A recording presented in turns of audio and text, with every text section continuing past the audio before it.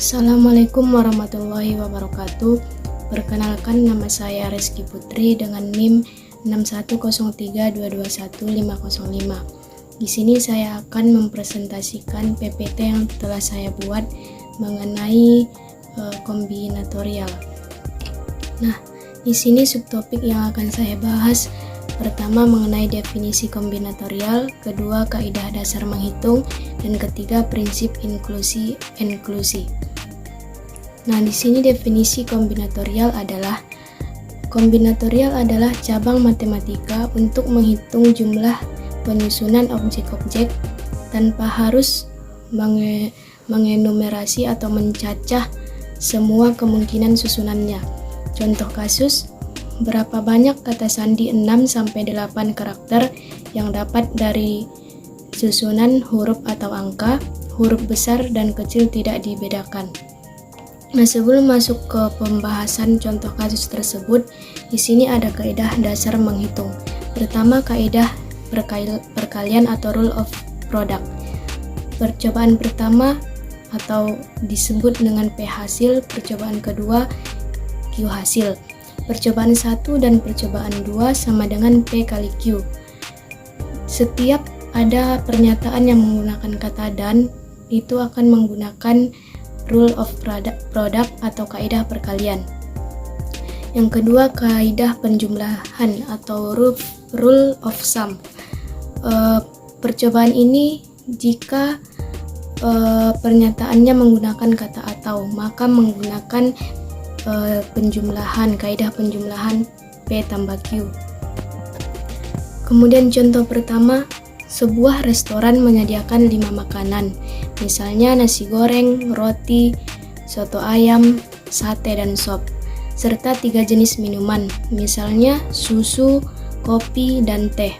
Jika setiap orang boleh memesan 1 makanan dan 1 minuman, berapa banyak pasangan makanan dan minuman yang dapat dipesan?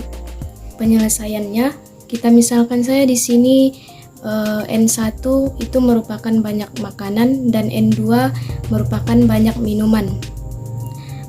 Banyak pasangan makanan dan minuman sama dengan N1 kali N2. Mengapa kita buat N1 kali N2? Karena di sini menggunakan kata dan, 1 makanan dan 1 minuman. Nah, N1 kali N2 sama dengan 5 dikali 3, hasilnya 15 cara.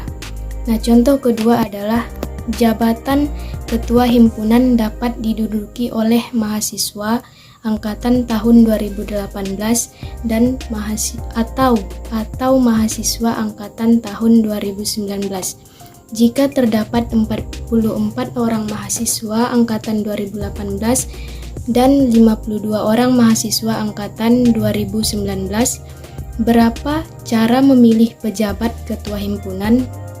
Penyelesaiannya, misalkan di sini N1 merupakan mahasiswa 2018 dan N2 mahasiswa 2019. Banyak cara memilih pejabat ketua himpunan sama dengan N1 ditambah N2. Mengapa menggunakan penjumlahan? Karena di sini menggunakan kata atau, yang dimana di sini mahasiswa angkatan tahun 2018 atau mahasiswa angkatan tahun 2019. Nah, N1 tambah N2 sama dengan 44 ditambah 52, yaitu 96. Perluasan kaidah dasar menghitung. Pertama, terdapat lebih dari 2 percobaan. Misalkan ada N percobaan, masing-masing dengan PI hasil, untuk I sama dengan 1, 2, dan seterusnya sampai N. Kaidah perkalian atau rule of product, P1 dikali P2 kali P seterusnya sampai dengan kali PN hasil. Kaidah penjumlahan atau rule of sum, P1 ditambah P2 ditambah P seterusnya sampai dengan tambah P3 hasil. Kedua, terdapat perpaduan kaidah perkalian dan kaidah penjumlahan. Nah, masuk kepada contoh ketiga.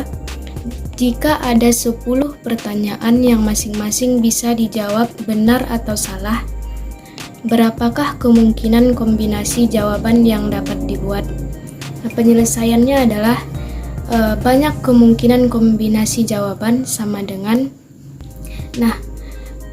kan ada 10 pertanyaan, 1 sampai dengan 10 pertanyaan, yang dimana satu pertanyaan ada kemungkinan 2 jawaban, yaitu benar atau salah.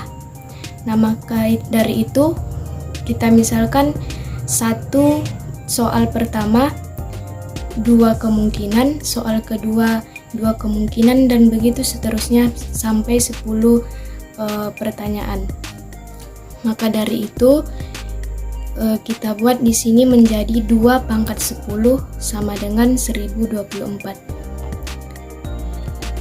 Contoh keempat, berapa banyak kata sandi 6 sampai 8 karakter yang dapat dari susunan huruf atau angka, huruf besar dan kecil tidak dibedakan? Penyelesaiannya, yang kita ketahui jumlah semua huruf itu ada 26 dan jumlah angka ada 10. Nah, di sini kita jumlahkan 26 tambah 10. Kenapa dijumlahkan? Karena pernyataannya di sini terdapat dari susunan huruf atau angka menggunakan kata atau. Maka dari itu kita jumlahkan 26 ditambah 10 yaitu 36. Nah, banyak kata sandi dari susunan huruf dan angka sama dengan, setiap satu kata sandi, yaitu yang pertama 6 karakter, kita buat susunan pertama 36, susunan kedua 36, dan begitu seterusnya sampai 6 karakter. Berarti 36 pangkat 6. Kemudian karena yang diminta kata sandi 6 sampai 8 karakter. Nah, yang tadi kata sandi 6 karakter sudah kita dapat 36 pangkat 6. Kemudian kata sandi 7 karakter kita buat juga menjadi 36 sampai 7 kali, yaitu 36 pangkat 7, dan begitu juga dengan kata sandi 8 karakter. Kemudian masuk kepada prinsip inklusi eksklusi.